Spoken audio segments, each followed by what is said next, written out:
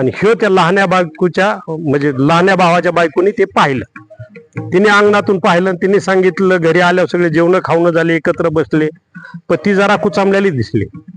मग घरी गेल्यावर बसल्यानंतर महिला मंडळ दिवसभर किती घरच्यांनी एकमेकाला त्रास देऊ द्या, सासूने देऊ, सासऱ्याने देऊ, कुणी देऊ, नवरा घरी आला आणि एकटा गाठला की त्याचा पिना पाडलाच, कुणी असो, तुम्ही असो, कुणी असो, म्हणजे 100% राग काढायची जागा तेवढीच असते आणि ती एकांतातच काढावं लागते. इथं इकडे तिकडे काढून काय जुळत नाही. तर बऱ्याच जणाला तो अनुभव, आज बी लय लोकांना त्रास आहे, म्हणजे मला नाही सगळ्यालाच, म्हणजे बऱ्याच जणाला त्रास आहे तो, आणि हा त्रास सगळा सहन करावा लागतो.